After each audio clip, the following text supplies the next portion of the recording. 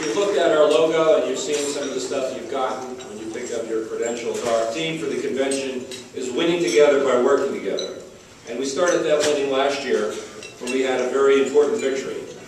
We spent many, many months holed up in basement law office conference rooms, and ultimately wound up spending a couple of quality weeks together eating junk food at the Heldridge. But working together with our legislative leaders, Steve Sweeney and Sheila Oliver, we achieved probably one of the most significant victories for the Democratic Party in this state by working together to make sure we have a Democratic legislative map for the next decade. And I think that deserves a round of applause.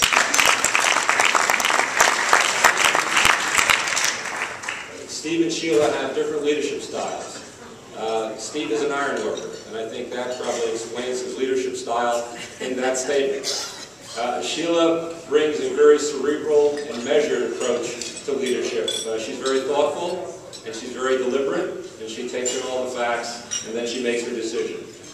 They're both unique leaders who are well poised in both houses of the legislature to help move the Democratic agenda forward. Somebody that I've gotten to work with closely and call a friend. Ladies and gentlemen, please welcome our Senate President, Steve Sweeney.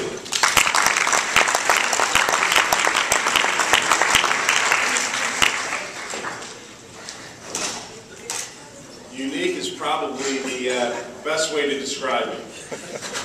Good morning, everyone. Good morning. We survived last night, onward and upward to the victory of our president, right? There's a lot made about leadership. And the other side said how there wasn't any. Well, let's think what this president actually accomplished. He ended a war that they started, that should have never had been. Right? Mitt Romney, when we were in an economic crisis, said, let the auto industry go. This president saved hundreds of thousands of jobs.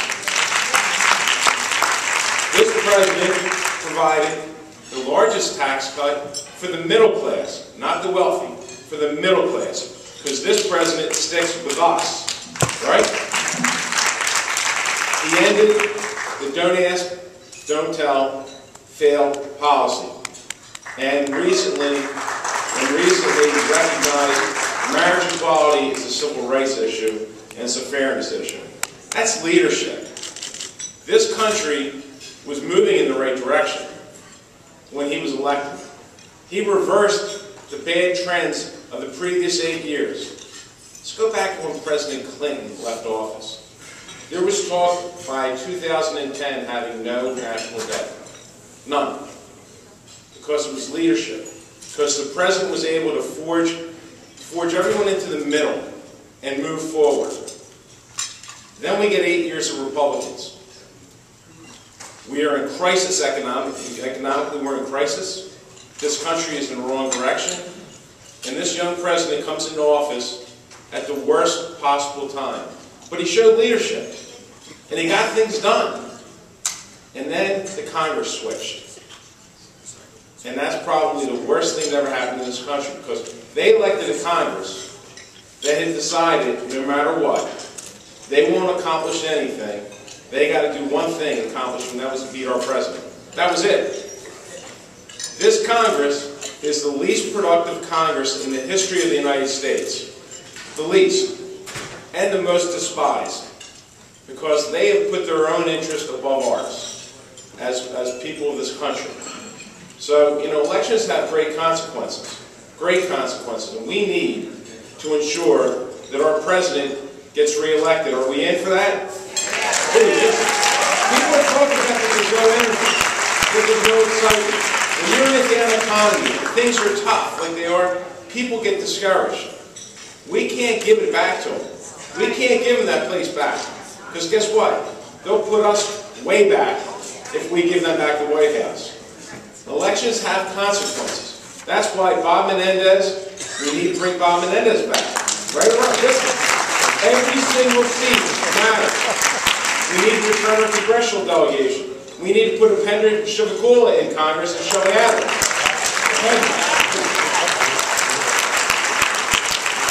We can can do it. We've proven we can do it.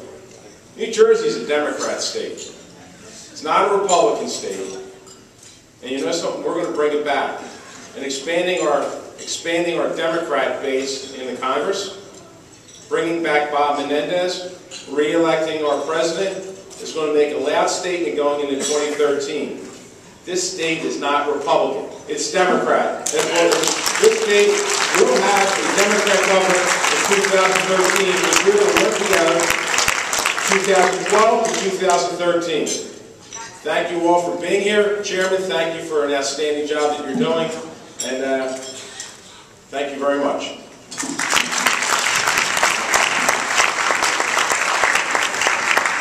Let's hear it for our Senate President. Very roundly talking to him. Thank you very much, Steve. And as I said, our Assembly Speaker is somebody that I have the opportunity to work with as part of her leadership team. I continue to serve as her Transportation Committee Chair and as her Deputy Speaker. But make no mistake about it, Sheila Oliver is somebody who is on top of every single detail of the legislation that comes out of the General Assembly. And when you see the product that we accomplish, when you see the legislation that we vote on, that's because Speaker Oliver guides us to a wonderful decision. Please welcome our Assembly Speaker, Sheila Oliver.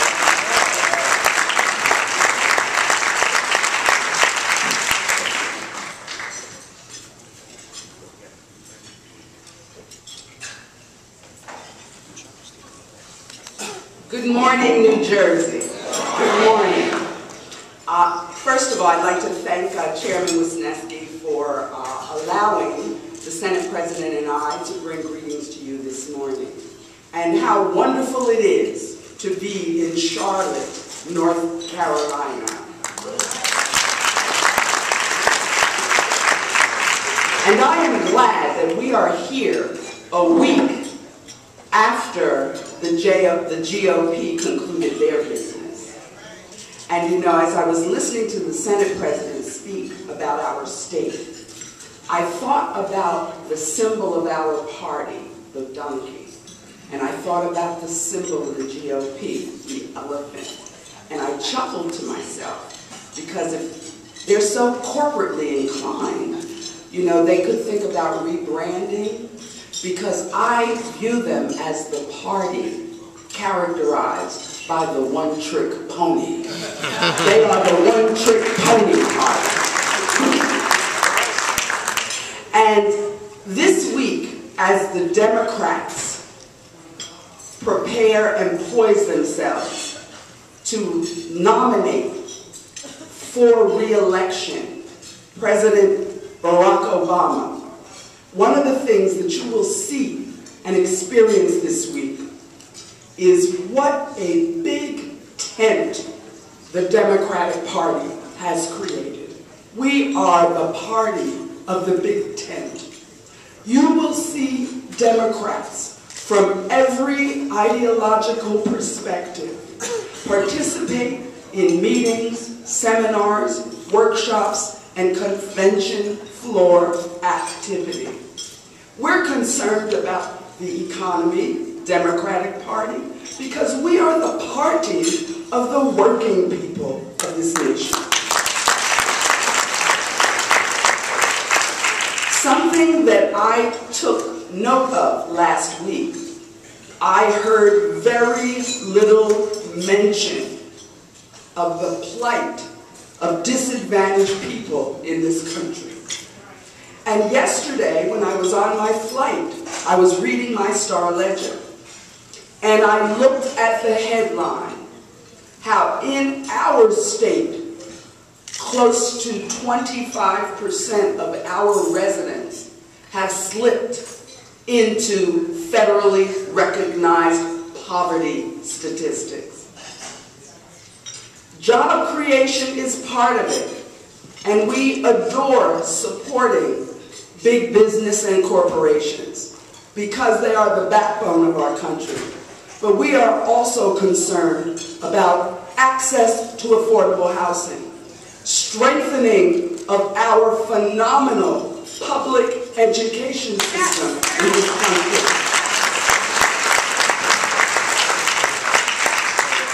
access to higher education.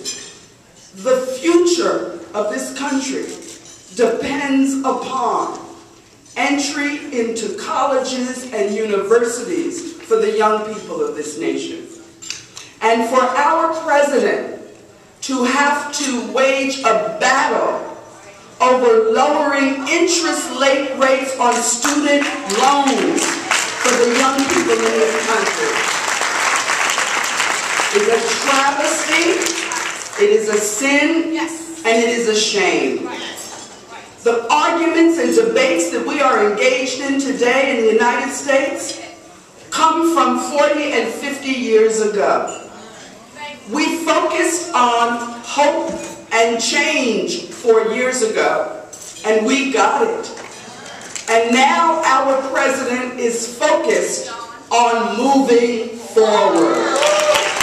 We are moving forward. We are not going back. Over 30% of the residents of our own state represent diverse cultural ethnicities from all over the world. It is under a presidency of Barack Obama, with a democratically led House of Representatives, which we've got to focus on, where we will end this nonsense about who is entitled to thrive and sustain in America. Last week at the GOP convention, every single presidential aspirant for 2016, including our own governor, took the podium and spoke in very endearing and sentimental terms about their fathers and mothers who came to these shores, who were able to enter the ranks of labor. Our governor said the first person from this family to acquire a college education acquired it because of the GI Bill.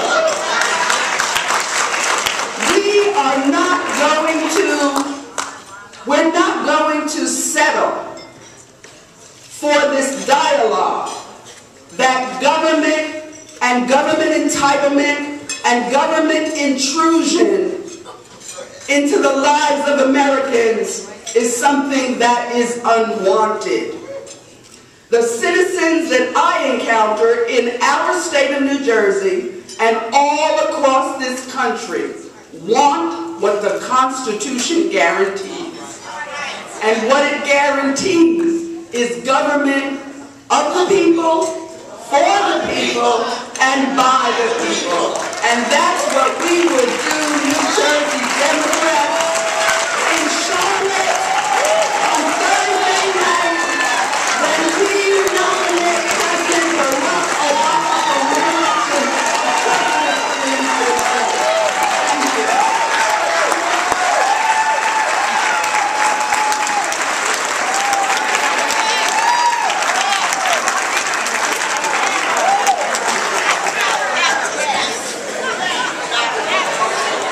Now you know why she's Speaker Oliver.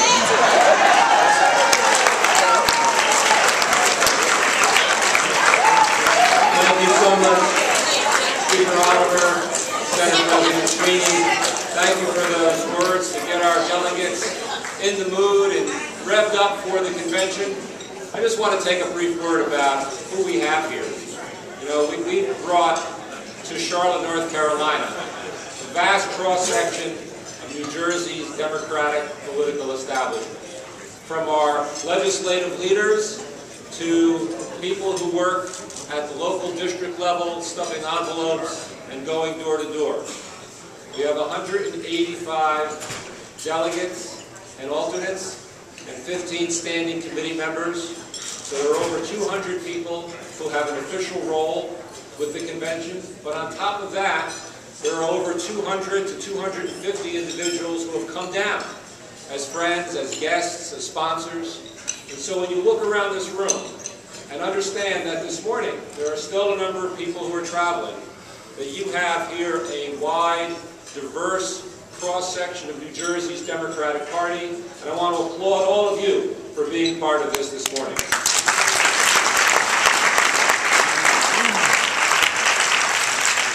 Our final speaker, before we get to some housekeeping items, is David Seamus.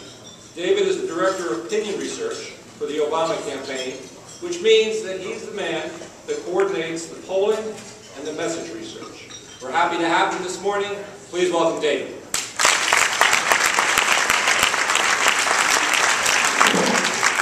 New Jersey, are you fired up? Are you fired up? Are you fired up? I am so glad to be here because I had the amazement of watching someone from New Jersey last week on television paint a story that sounded so good but was based on nothing close to reality. There was not one reference to the record of your governor in New Jersey, because that is not a record to speak on and to run on. What you have been living through for the past 2 years under that governor is a preview of what a Romney presidency would look like, and a reminder of what this president walked into when he took the oath of office 4 years ago. Let's remember where we were, because in order to look at the path forward, it is important to remember the path that we have taken. On the month the president took the oath of office, 823,000 Americans lost their jobs. Your friends, your family, your neighbors, the people you know and love. The quarter before he took the month of office, the United States economy shrank by more than it had in 50 years. The year before he took the oath of office, 4.5 million people lost their jobs.